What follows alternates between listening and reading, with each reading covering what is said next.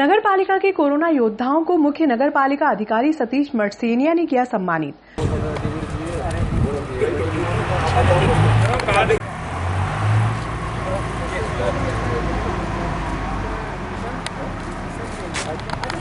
मुख्य नगर पालिका अधिकारी सतीश मर्सेनिया ने बताया कि कोरोना जैसी संक्रमण बीमारी कोरोना वायरस कोविड-19 से लड़ रही है। हमारे नागदा में भी कोविड-19 के 12 पॉजिटिव केस मिले थे, जिसमें 3 क्षेत्र नई दिल्ली क्षेत्र पटेल गली चंबल मार्ग को कंटेनमेंट एरिया बनाया गया था, जिसमें महत्वपूर्ण भूमिका निभाने वाले नगर पालिका नागदा के कोरोना योद्धा जो कि कंटेनमेंट एरिया में भी अपना कार्य कर रहे थे, जैसे प्रत्येक घर को सैनिटाइज करना, घर घर से कचरा संग्रहण करना, कंटेनमेंट एरिया की साफ सफाई करना, समय समय पर कीटनाशक दवाई और फॉगिंग मशीन से धुआं करना, ऐसे कार्य कर रहे थे और अपनी जान जोखिम में डालकर ऐसे कार्य करने वाले कोरोना योद्धाओं को नगर पालिका कम्युनिटी हॉल में अपने घर से अलग रहने की व्यवस्था की गई थी। सभी योद्धाओं का प्रोत्साहन बढ़ाने के उद्देश्य से मुख्य नगर पालिका अधिकारी सतीश मर्सेनिया के आतिथ्य में 14 योद्धाओं को मोतियों की माला पहनाकर शॉल श्रीफल भेंट कर सम्मान किया गया।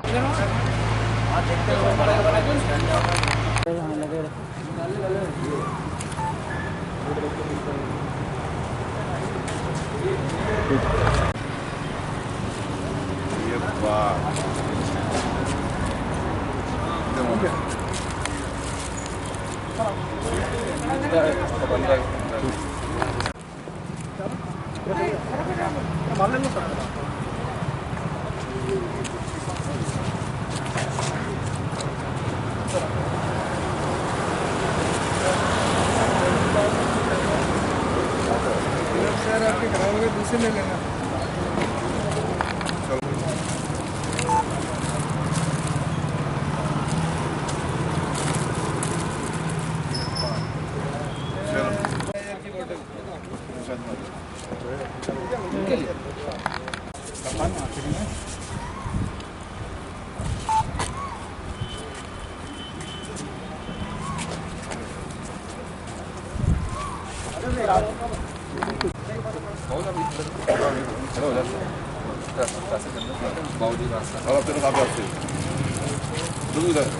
आप नहीं आए? चला भाई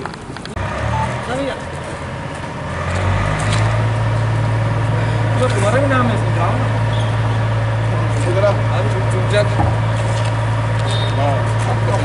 मेंटेन करना पड़ेगा।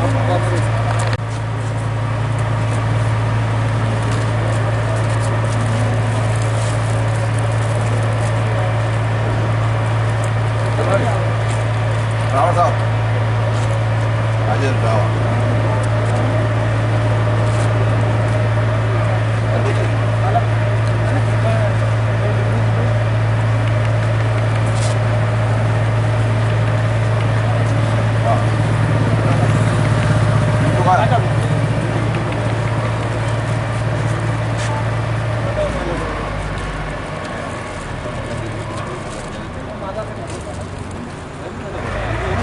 उनको अपन नोट दे देंगे बाद में।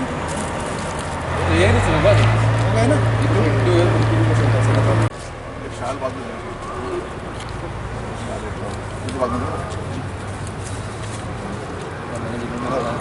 बढ़िया, वेरी गुड।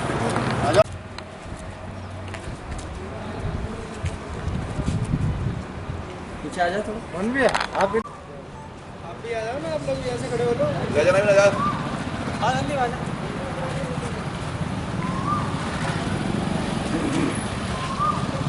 जल्दी आ जाओ आप भी।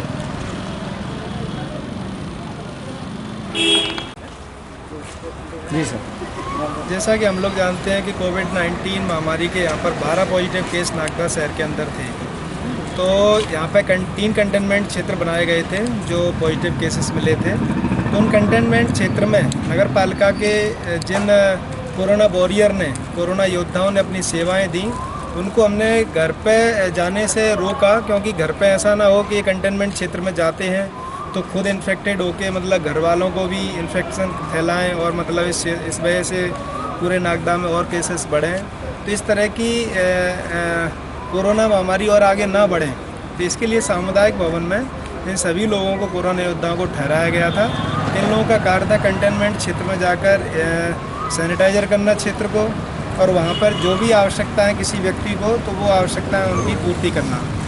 तो इसमें हमारे सभी कोरोना योद्धाओं ने पूरा बढ़ चढ़कर इसमें काम किया और इसी का परिणाम ये रहा कि आज हम कोरोना मुक्त हो गए। हमारे सभी 12 पॉजिटिव केस आज की स्थिति में नेगेटिव हो गए हैं।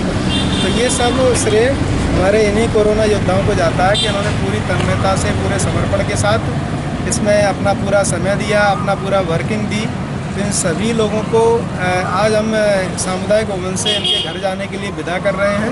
तो इसीलिए इनको विदा करने से पहले अभी हमारा पूरा नगर पालिका का जो स्टाफ है, सभी लोगों ने ये प्लान बनाया कि क्यों ना हम इन्हें सम्मानित, इनका मोटिवेशन बढ़ाने के लिए, इनको प्रोत्साहित करने के लिए इनको सम्मानित किया जाए। तो इसी सम्मानित कड़ी में कि इनको एक शॉल, श्रीफल और 100 रुपये, तो एक माला, तो इसके माध्यम से इनको प्रोत्साहित करने को प्रयास किया गया है और सम्मानित किया गया है कि इस कड़ी में यदि आगे भी अगर ऐसी आवश्यकता पड़ी तो हमारे कोरोना योद्धाओं का मनोबल ना गिरे, बढ़े और बढ़ चढ़ कर और काम करें। तो इसी के साथ ये सम्मान प्रोग्राम आयोजित किया गया था नगर पालिका नागदा के द्वारा। सभी को मालूम है कि पूरे देश में जो कोरोना का संक्रमण चल रहा है, नागदा में 12 पॉजिटिव मिले थे। उसी में अपना जो कंटेनमेंट एरिया बनाया था, इन लोगों ने बहुत बढ़ चढ़कर काम किया। इन्हीं कर्मचारियों की वजह से उस पूरे क्षेत्र में प्रतिदिन सैनिटाइज किया गया, सफाई की, और वहाँ के नागरिकों ने भी इनका बहुत सम्मान किया है। इसलिए हमने भी आज हमारे इनके सभी का सम्मान करके इनको इनके घर आज भेज रहे हैं ताकि वहाँ सुरक्षित रहे। और इन्हें 5-5 दिन की अवकाश का भी देंगे, जिससे 5 दिन में अपना अवकाश का ग्रहण भी करें और घर पर रहें सुरक्षित। कौन है और कहाँ दूर खड़े हो जाओ? 4 लोग, जैसा कि हम लोग जानते हैं कि कोविड-19 महामारी की वजह से पूरे भारतवर्ष से नागदा शहर में लोग यहाँ पे लॉकडाउन की वजह से फंस गए थे। तो इसी तारतम्य में मध्य प्रदेश शासन की ओर से माननीय कलेक्टर महोदय के आदेशानुसार जिला पंचायत के माध्यम से और माननीय IDM महोदय के निर्देशन में हम 78 लोगों को यूपी भेज चुके हैं, यूपी बॉर्डर पर। वहाँ से फिर यूपी की गवर्नमेंट उनको यूपी के विभिन्न जो संबंधित ज़िले हैं मजदूरों के वहाँ पे भेजा जा रहा है। साथ ही साथ इसी क्रम में नेक्स्ट कड़ी में नगर पालिका नागदा द्वारा बिहार के 4 लोग यहाँ फंसे हुए थे। तो 4 लोगों को आज सुबह ही 4 बजे यहाँ से रवाना किया उज्जैन के लिए। उज्जैन के बाद फिर उनको भोपाल ले जाया गया है जिला प्रशासन के द्वारा। तो भोपाल से फिर वो ट्रेन के माध्यम से बिहार संबंधित जिलों में भेज दी जाएगी। तो यह कड़ी लगातार चल रही है। जैसे जैसे वहाँ से सूचनाएं आती हैं हमारे पास कि इस प्रदेश के, इस ज़िले के लोगों, अगर आपके पास हैं प्रवासी मजदूर जाना चाहते हैं अपने घर, तो उनके नाम और उनकी डिटेल उपलब्ध कराई जाए।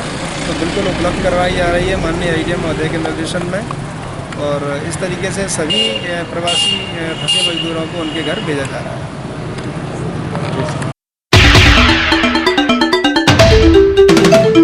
आइए अब सुनते हैं कि कोरोना के चलते रमजान कैसा रहा और लॉकडाउन में लोगों ने रमजान कैसे मनाया।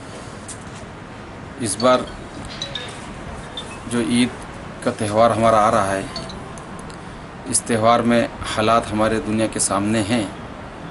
हम ईद कैसे मनाएं जबकि हमारे हज़ारों मज़दूर भाई बहन भूखे पेट हैं। गरीब ज़रूरतमंद तबका भूख और प्यास के साथ अपने वतनों की तरफ, अपने शहरों की तरफ रवा दवा है और हर आदमी को इन हालात के अंदर ज़रूरत है।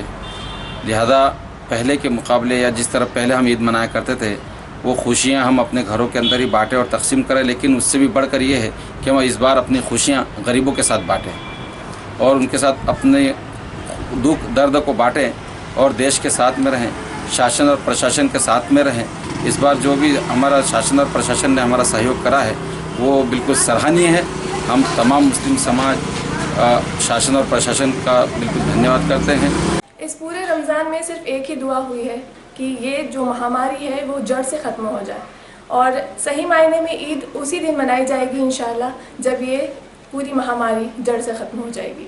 अंत में CMO sir, SDM sir, CHP sir, जो भी बड़े बड़े अधिकारी हैं, उन सब का बहुत बहुत धन्यवाद। आपने नागदा को इतना अच्छे से प्रमोट किया और सफल बनाया कोरोना मुक्त होने में।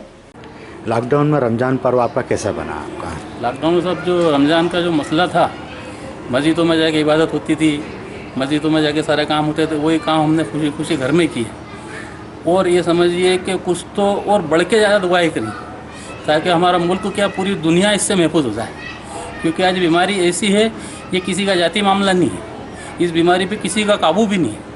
अगर काबू है तो सिर्फ इतना है कि आदमी एक दूसरे से दूर रहे, और इसमें प्रशासन की बहुत अहम भूमिका रही। हमारे यहाँ के जो आला ऑफिसर हैं, हमारे एडीएम साहब हैं, तहसीलदार साहब हैं, हमारी जो लेडी सिंगम आई थी, मतलब नायब तहसीलदार, आपकी भी बहुत मेहनत रही। मतलब सभी आला ऑफिसरों को जितनी तारीफ़ की जाए उतनी कम है। रमज़ान तो हमने जैसे तैसे अपने दिल पे पत्थर रख के घर में गुजार ली, लेकिन दुआ का दौर तो इस तरह रहा है कि मैं ये कहता हूँ अपने दिल से बात के मस्जिद से ज़्यादा दुआ करी होगी हमने रो रो के। और दुआ असल इस बात की करी कि हमारा पूरी दुनिया, देश हमारा हिंदुस्तान तो बहुत बड़ी चीज़ है, बाकी हम तो चाहते हैं कि पूरी दुनिया इससे महफूज हो जाए। हेलो एवरीवन, मैं शहाना नाज शेख आज आपको लॉकडाउन के अंदर रमज़ान और ईद के बारे में कुछ बताना चाहती हूँ। सबसे पहले आप सभी को रमज़ान और ईद की बहुत बहुत मुबारकबाद। जैसे कि आप सब जानते हैं, इस बार रमज़ान हमारे लॉकडाउन में ही गुजरे हैं। रमज़ान कुछ अलग तरीके से गुजरे हैं। रमज़ान को हमें अंदर ही गुजारना पड़ा, मस्जिदों में ना जा पाए, लेकिन फिर भी हमने घरों में ही दुआएं करी और इस महामारी से बचने के लिए दुआएं करी कि हर एक इंसान इस महामारी से निकले और हमारा देश और सब शहर सुरक्षित हो जाए। मेरी तरफ से कोरोना योद्धाओं के लिए 2 लाइन। राह संघर्ष की जो चलता है वही संसार को बदलता है, जिन्होंने रातों में जंग जीती है वही सूर्य बनकर सुबह चमकता है। आप सभी को अस्सलाम वालेकुम। मैं मोहम्मद रेहान आप सभी को ईद की और रमज़ान की दिल से मुबारकबाद देता हूँ। जैसा कि हम सब जानते हैं, रमज़ान इबादत का महीना है और अल्लाह इसमें हमारी सब दुआएं सुनता है। इस बार रमज़ान में हमने बहुत सादगी से गुजारे और ना इस बार मस्जिदों में रौनक रही और ना बाज़ार में चहल पहल, फिर भी दुआओं का दौर बंद नहीं हुआ। इस बार हमने ये दुआएं की कि हमारे सभी देशवासी सुरक्षित रहे और खुश रहे। आखिरी में मैं आप सभी को ईद की मुबारकबाद देना चाहता हूँ। आप सभी को दिल से ईद मुबारक।